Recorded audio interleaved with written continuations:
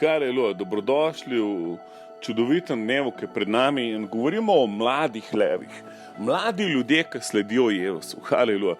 Božja beseda pravi, pišem vam mladi, ker ste premagali hudiča. Haleluja. Se pravi, ko si ti mlad, zdaj govorimo o duhu seveda, je ena od karakteristik tega, da si se mogel full fightati, da si premagal stvari, ki so tako otroka metale, levo, desno, vsaka sapa nauka te premetava, tako kot pravi Efežani 4, Bog je dal apostol, proroke, evangeliste, učitelje, pastirje, da človeka naredijo dovršenega, do mere doraslosti v Kristusu, da nimamo več kaj otroci, ki nas levo in desno premetava vsaka sapa nauka.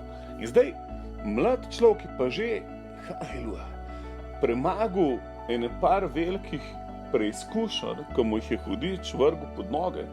In ena od stvari je Babilon, sistem tega sveta. In hudič nas hoče dati v svoj kalup.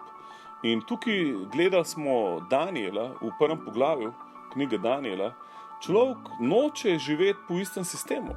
On gre ven iz njihovega 3-letnega programa in reče, fante, dajte mi dovolj, da po svoje to naredim. In je dobil naklonjenost. Vedno, ko se odločiš v svojem srcu, da boš naredil pravo stvar, ti bo Bog dal naklonjenost. Haleluja. In kaj se mu je zgodilo? Zato, ker dobil naklonjenost, je njegov obraz zgledal drugače. Haleluja.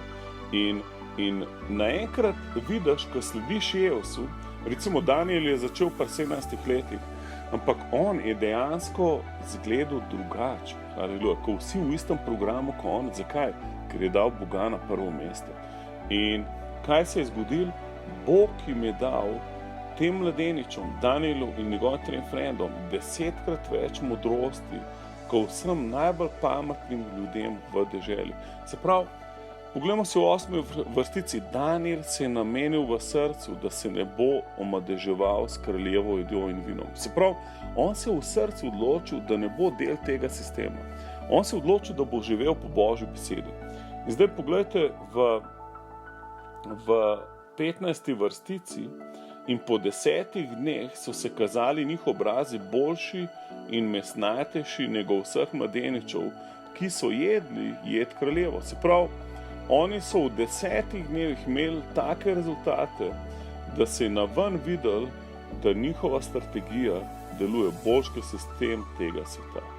In kaj se zgodi v 17. vrstici? Tem 4 mladeničem pa je Bog dal znanje in razumnost v vsem slovstvu in modrosti, in Daniel je znal razbirati vse prikazni in sanje. Se pravi, modrost v Novi zavezi piše, če komu manjka modrost, pravi apostol Jakob, naj pros Boga, ampak ne v dvomu, ampak pros v veri. In kaj se bo zgodilo? Bog mu bo z veseljem dal. Se pravi, ko rabaš modrost, Bog je nov skrival pred tabo.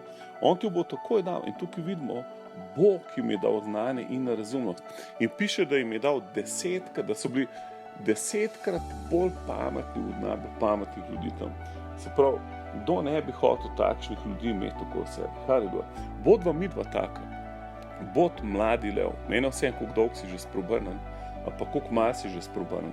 Rasti to. Vsem je si star 17 let, koliko je bil Daniel tukaj, ali 77. Nima veze. Bod mladi lev. Haleluja. Kakšen je mlad lev? To je človek, ki zavrača sistem tega sveta, se prelep na Boga in od Boga črpa modrost in znanje. In Oče, predajmo ti svoje življenje danes. Haleluja. Molim, da smo odgovor na probleme v tem svetu. Molim, da nismo še dodatni problemi in breme za ta svet. Ampak molim, da smo mi rešitev. Haleluja. Da se premaknemo naprej v tvoji modrosti, v tvojem razumu, v tvojem znanju in v posvečenju, Oče. Da nas srce ne omadeževano. Haleluja. Enot prostor za tvoje delovanje. Haleluja. Bote blagoslovljeni, se slišimo jutri.